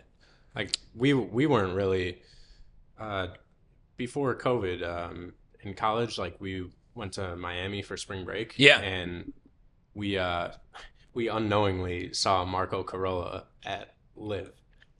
He played at Live? Yeah, literally we like low-key didn't know much about the house scene at all. You were there. We were like there. What a guy to see. I We- know. we I'm were like, so this pissed. is like the Don. Like I see all these videos, like looking back, and I'm like, fuck. Like, Yeah. He must have smashed. Look. Oh, yeah, it was it was just straight gross. like You know underground. he's coming to Cermak Hall. Yeah, I saw that. We should go. Yeah, I would love that to. I would love to. He's a big person. We're starting to really like shape our music and production around, like him, like Frankie Rizzardo. So if like Marco Carolla played your track, that would be like That would be incredible. I'm not going to sleep tonight. yes. Yeah. Okay. Like that scene, we're really growing, like to really love that like whole scene. That's, It's just so fucking cool. yeah, it's and like it's just like everyone's just grooving there. Like it's nothing too like heavy, like, but it just seems like everyone's having a good time, and that's where we're seeing our music kind of grow organically into that phase, and we're really enjoying awesome. Like we're trying to blend like that tech house into like that minimal like deep tech, and kind of like your most recent song on Low Ceiling. Oh like yeah, that Jet type Life? of vibe, like that's that original sound, like that original Solardo rolling bass line. Yep. Yeah, I love that shit. And then that's what Marco Carolla plays. That fucking great release. Big boom, boom, Yeah. dun, dun, dun, dun, dun, It's just so simple. You're Yeah. like, like the drums and like the percussion, like we're really learning to love that entire just like aspect of the house scene. So yeah, dude. Yeah, we got a ton of demos just like lined up and ready to go. So fuck yeah. Now it's just getting that. I've been working on our collab. Yes, good. I'm It's excited. We were just talking about it the other day. I'm gonna send it to you guys tomorrow. So I can make. Oh shit! Like, I have just a few tiny tweaks. Yeah. Okay. Excited But for that. I I'm think so it's excited. in a spot where it's like, all right, what are we doing with this? Yeah, It's pretty sick. It's gonna be a bomb. Love sending you music because ever since The lyrics at first I was like, we can do more of these lyrics, and then I was like, wow, these are pretty sick. They're so simple. Simple. Very It's so Marco simple. Carolla. Yeah. You guys actually music. I was like, music. Wait.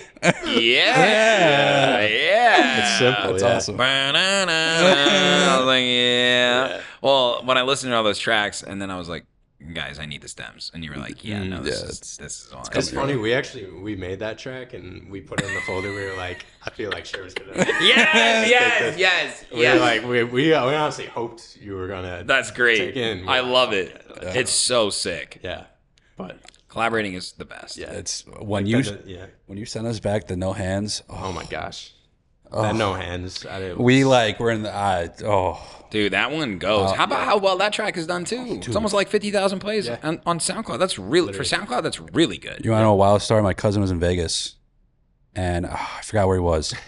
I forgot what club he was at, but they're like the outside area where like there's a DJ out there, just whatever. He walks out and he takes a video. He goes, "I just catch the DJ playing your No Hands remix," and he sent me a video of it. I'm like, "That's it." I'm like, "That's." He's like, "Don't know who the guy is." I just walked outside and it was ripping. And I was like, crazy. We probably don't know how much that gets played. We really we don't. It's a very playable DJ track as well. I think that's 3 drops. That's like, like politics music though. Yes. That's like, Yeah. and it The keeps energy is building insane. too. Because Yeah. you guys sent me that song and I love that fucking original, right? And when one of the parts I like is when Wiley comes in, he goes, "Look, ma, no hands, ain't no dollar, I don't dance." And I was like, wait. Because when you sent it to me, I was like, let me like really listen to the original. And I was like, I need to do something with that "Look, Ma, no hands" because I think it could be a little nice little like ride or break. And what I did with the track, as you guys know, is it's like it was big like the whole time, and I was like, let's really like build it up. Yes. So when that first drop comes in, I'm like, it's like, "Look, Ma, no hands," and it keeps going, it keeps building, and then it does it again, and then the last one, rain, go, dude, people go fucking berserk. Yes. It was Cascade at Yes. Radius, dude. We played that, and that was like one of the most insane. Just playing it on a sound system like that, and like I know the clip we got of it too. I've watched that like probably Shout 100 out to times. fucking Sansis for his mastering jobs, dude. Yeah. Yes. But It is elite. yeah, that track's a beast. Yeah, people beast. were moving. People were moving. I know. Somebody was just asking me that recently. They were like, "How much Shure music do you play in sets these days?" And I was like, a lot more lately because I've been making these remixes or edits of tracks that like I just really love. And when I play sets, I really want to like feel it or sing it or whatever it is. And like that nostalgia is so important to me. And I think that always resonates with people. Yep. And like now I play more music than I ever used to because for a while it wasn't like an identity issue. It was like I thought I had to be an underground house DJ, right? You know, like I went to Cross and I was like, okay, cool, I got to be underground as fuck, you know what I mean? And it was awesome because I listened to a lot of underground music and started there, and I feel like it's a good starting point as a producer to like just keep it simple with the 4 on the floor grooves. You can just throw in samples from Splice, you know what I mean? I still do that. Like, who cares? It fucking works. And I would literally so many times I'd be playing a set, opening, closing, whatever it is, early days, so no really headlining. And I would like bring in one of these Sherm songs, you know, that's like doesn't have many lyrics, pretty underground, whatever it is, but it's what I was making and releasing. And I would be mixing it and I would say, I'm not playing this because I only have an hour and I have songs that will do better. Yeah. And I just wasn't playing my own music for so long, like little bit, right? And now I have all these like the 96 Bulls edit, the Chicken Fried edit coming out on Friday, like all of ours, like Madonna, great, like quick hit, you know what I mean? Like really good lyrics and stuff. And now I'm like, I need to get back to making sure what I'm going to release is going to be music that I'm going to play. I don't want to be that DJ that might have fans that really like this song that I choose not to play for whatever reason because I'm so in my head about it. Yeah. We do that mid-set, exactly what you say. Like there will be portions of like a set list or something. Yeah. And sometimes we'll notice like we're running out of time or something. Yeah. And we'll just be like, all right, skip this. Like skip this. Right. And it's like always we catch ourselves. It's like most of the time it's our unreleased stuff that we don't know if it's gonna do well or not. It's scary. Yeah.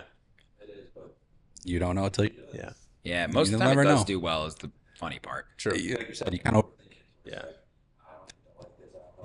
Just rip it. You just know rip what I mean? it. Play the first drop or whatever. Just feel it out. If the first drop happens, and it's like you could tell everyone's not with it, excited with them. Or just do the second drop. Sometimes I do that. Or it's like forcing this down your throat to listen. Yeah, like you're gonna listen to this. I have to hear how this sounds. Yeah, that's the backwards part. Yeah, you never know who's gonna. Even like with our in rotation release, the Get Down, like that was our first release on them or with them, and that was literally the song that we did not think would get selected in the demo batch we had. See? It was the bottom of the playlist. Wow. It's actually a pretty cool story with that. Yeah. Go ahead, yeah. And it was like made in like maybe 2 days, like put it in the batch and didn't think twice about it. And then they emailed us and were like, hey, we want to sign Get Down. And we were like, what holy shit. We put that playlist together for him. Like we were at home on the computer. Sent it out to him. Like went to get food, whatever. Mike's like sitting there on his phone. He's like, I don't know, I think we should have this Get Down track in there. Like, that was Hypnotherapy. It was Hypno? Yeah. Okay, so he was like, should we add this like Hypno we made in Hypnotherapy? And we're like, why not? Yeah. What's the worst? I'll say no. We threw it in there like, yo, take Hypnotherapy too. Wow. Yeah. So a big thing is confidence in your music. Have that. You have no idea who's going to resonate with it. How many tracks were in that playlist?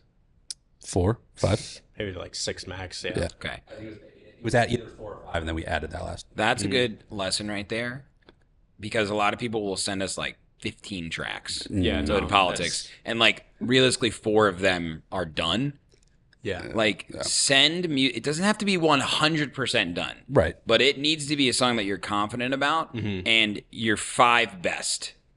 And I think the big thing is it playable? Like if someone wants to DJ with, is it? That's a big thing. Yeah, and all the little things too. If you're gonna send me a SoundCloud link, make sure that shit is downloadable. Yes. Because you have no idea how the business works for a label, like how it works for us.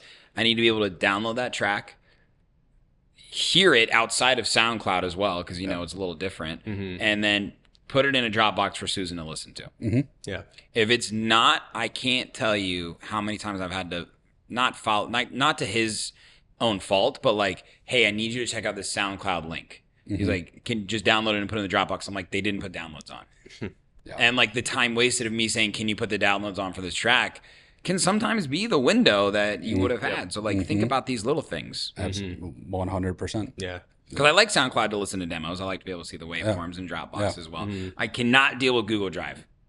Oh, yeah. I am with you. Like on the phone too. It's so annoying. Our storage is completely full too, so we're like 98%. Yeah. I'm like, I can't do this Google Drive. It's like, it's awful. I think the big thing too is like how many tracks you send. Again, it's a little more not not quantity or quality over quantity, but we've noticed like the more you send, like if they're not feeling the first couple, they're probably just gonna move on. You know what I mean? Yeah. So send like two at a time, 3 at a time. I like that. Keep them engaged to where they're like, all right, I at least like that sound, but I don't like those tracks, so send me more. I like sending more than one too. I like that. That's smart. Yeah, that's something we've been doing the past few months, is especially on like TrackStack, is Definitely on TrackStack. Like right now, we're just doing 2 at a time. Mm-hmm. We keep track of. We write down which ones are being sent out. We keep them what exclusive. labels. We keep literally. We write down in a notebook what tabs are.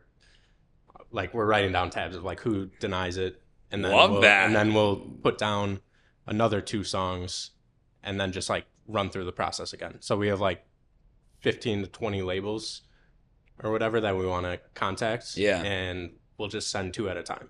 And that's so far, like we were sending like 3 or 4 at a time and we weren't getting anything. And now it's like, now we have like a few like shortlisted and waiting to hear back. So it's just, that's great advice. That's, you don't want to seem spammy when you send the labels. And I don't know what it is too. They seem more willing to like give you some raw feedback on like, I like the sound, or like I just didn't like the track. Send me more. You know, it seems to be a little more engageful. You know. Yeah, I definitely appreciate that perspective too. Yeah, it's your approach. Approach is so important. Yeah, you're selling yourself. Like I hate to put it like that, but like you are. Yeah, and again, confidence is everything when you're presenting yourself. So yeah, and how many times have you sent a track to this label, and what's your attitude towards this label? Like, do they know you? Like, are you in the ethos? Like, don't give up after one time. Don't give up after 100 times. Yeah, exactly. Consistency. Yeah, doesn't matter if you're like, I don't like this at all. Okay, I got another one for you. You know, like you have to be able to take no. That's part of the industry. You definitely do. It's and a lot of people. It's understandable because as an artist, we're our own harshest critic. And when someone says I don't like it, you're like, well, I didn't like it more. Yeah. Why don't you like it? Why? Yeah. So I get it. Yeah. But yeah, big thing that Megan has helped us with too is when we first started out, like she had all these contacts for the labels, like the emails and stuff. So she would honestly like send out the batch from her email. Okay. And she would be that point of contact. Yeah. That's just like how we just ended up starting to like do that. Yeah. But like within the last year, it's been now where she wants us to like reach out and build a relationship with these people, and that's working out so much better. And I definitely prefer that. Yeah. Like, even if it's a pretty big artist, you're the one in the studio. Like, I don't need a middleman for feedback. Yeah. We never really thought of it that way, and then once we realized, we're like, all right, like we should have done that from the beginning. But at the same time, there's certainly legitimacy to it. But now you guys know. Yeah. The label wants to know the artists. Mm-hmm. Yeah. I don't think managers need to manage demo submissions. They need to manage, the contracts and promotion and stuff like that. But when we're talking about the product here, the art, I think there needs to be, if you're signing it to a label, there needs to be that direct connection. Mm-hmm. Yeah. So, and with our retail records release, there was just pure communication between us and them. That's great. That was like, I think that because what happened with that song is we submitted a first version of it, and they downloaded it and like shortlisted it and was like, we're gonna play it on the road, just see how it does. And we literally waited for like 3 months almost, and we were just like, oh, is this ever gonna get signed? And then they finally declined it. And God! We were like, no, that hurts. Yeah, we were like, no, and then we knew exactly the reason, because in that time we got to play it out ourselves, and it was the second drop that just wasn't really hitting correctly. Yeah. So we were like, that has to be it. So we literally changed that second drop to like have it hit like just way stronger. Because it was all just like kick and bass and whatever that lead was, like the flute. And then we changed it with all the drums in there and resent it, and then they signed it the next day. Oh. And they were like, good work. Yeah. So, Story of triumph. Yeah. But like that wouldn't have happened if like we just had that middleman and just like didn't communicate. Yeah. There's definitely another level of care. Yeah. So from a label perspective, when like you're working with the artist. Yeah. But yeah, Labels they can be tough to work with at times. No, I know. I'm man. sure you know it first. We try and be like just the friendliest, most welcoming. It's hard to be communicative. I think that's the one thing. You know, there's a lot to communicate on, and we release a lot of music. So. Yeah. No, Hood Poly is unbelievably good. Like, yeah, the way you operate and everything. We want people to know that like you're really joining a family when you sign to this label. Yeah. And you're not just a number to us. Like, and that's why we take these signings very seriously, like what makes the cut. Because quality is really important to us. The person behind or the persons behind the music is equally important. Mm-hmm. We want good people to join this family. Yep. No. I was just going to say, because a big thing too is, you know, not every label's going to treat you like that. I think those, you know, Yeah. it resonates so much more. You're going to be like, politics, like you guys are treated as nothing short of kings. So it's. Oh, well, you know, I appreciate that. You know, you guys have always taken us under the wing and given us that guidance too. So that resonates with artists. It goes a very long way. Yeah, well, you know? and again, too, like, we have a lot of people that have submitted music to Hood Politics for a year or more, and we still haven't signed them, but, like, through the feedback or through them coming to shows or whatever, we develop a relationship with them, and we're able to give them more critical feedback, and they're fans of the label, right? Let's not forget about that. Like, they want the label to be successful just like we do, too. Yeah. And we've had so many amazing producers that have really stepped up their game, like Curly Heads. We've heard of them before. They're a great story. Oh, yeah. They were fans of the label for so long. They came to a festival we were playing in Orlando called Home Base. They came, these two little fucking hilarious guys, Justin and Ben. Yo, what up, we're Curly Heads. We're like, oh my God, like, it's amazing. And awesome. Susan was like, I was like, dude, I shortlisted their tracks. Like, have you listened to it yet? And he goes, watch this. Oh, my Goes over, he God. goes, boys, we're signing your tracks. They go, no fucking way. And I was like, oh my God, that's amazing. And incredible. like now they're just absolute homies. I got a collab with DJ Susan come in. I'm making a track with them. And they showed up for years. Clear example of show up. Literally. You know? Yep. And like, I'm not going to lie, like, you just got to get the attention of people too Yeah. in a saturated industry. And, you know, it's no handouts, right? So like, Of course. I ain't gonna lie, you curly head it, you're gonna get our attention. Yeah. You show up, you comment, you buy. I'm not saying you need to buy our merch. I'm not saying you need to buy tickets to our shows, but like, how do you show support for a product or a platform or a label or an artist that you love and want to be part of, you know? So, you know, like Nick Mathis is like a great example, right? He's huge fans of us, Yeah, right? he's the Like boy. Pod, Yeah. Sherm, like dude's got like 200 followers, but like to me, he's got fucking 5 million. You know what I mean? The he's level awesome. of love that he shows, and he's such a special guy. And I gave him one of my old controllers, I think a year and a half ago, a Tractor one, right? And I gave him a bunch of music, and now he came to Chicago Music Nexus. He wants to learn more about the music industry, and like, I mean, he's had my attention for quite some time because he's like a friend, obviously. But like now, I have a real investment in like trying to help this guy, and so many other people do too. So I think like there are so many Nicks out there that like have aspirations like that, but maybe haven't gone outside their comfort zone, or it's hard for them to show up. So like, find your way to support, Yeah. Yep. and you'll find yourself in the right circles. Yeah. 100%. It's, I always think about this like quote. It's most want it to happen, but others make it happen. So like, Ooh. you got to do what you got to do. We're big like, we're big quote people. Marquette basketball on 3. No, that was not Marquette basketball. That's awesome. Probably had something to do with No, it. that's good. That's awesome. really good, But honestly. yeah, it's just like, just put yourself out there and take it slow, but Yeah. don't take it too slow. Like, Pace yourself. Yeah. Find the pace. it's a marathon. Find the Exactly. pace. Even you know, I'd say we're on the side of introverts too. Like, just find that pace, find that sweet spot for yourself, and everything will follow. You've been introverted on this podcast. I feel way too It's like comfortable we're with talking to. Yeah, I know. you. The best way possible. That's the thing. Whether I have a mic in my hand or not, I'm always podcasting. My wife loves it. I bet. Yeah. Here, honey. Oh man! Shout out to Maya. Shout out to my wife, Maya. Shout out. If you made it to the very end of this podcast, who are you? Yeah. It's Nick. You know it's Nick. Yeah, it's fucking Nick. Yeah, it's gotta be Nick. Yeah. That's great. Guys, this has been such a blast. I really do mean it when I say I'm huge fans of you guys. I'm so excited to see what the future holds for you. I believe in your vision. I'm right there with you guys. Like, we're gonna do big things together, repping Chicago. And like I said earlier, like, the hype is real about pods. So stay consistent, keep doing your thing, guys, and good things will come for sure. Thank you, Sherm.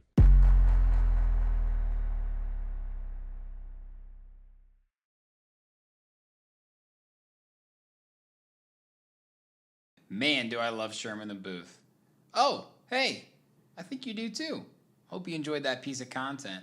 If you're looking for more, make sure to go to my YouTube channel and hit that subscribe button and turn on all notifications so you don't miss any upcoming Sherman the Booth interviews, live sets, new music, exclusive artist interviews, Sherm's Word, sub-pack reviews, and more. This is your one-stop shop for everything entertainment. Cheers.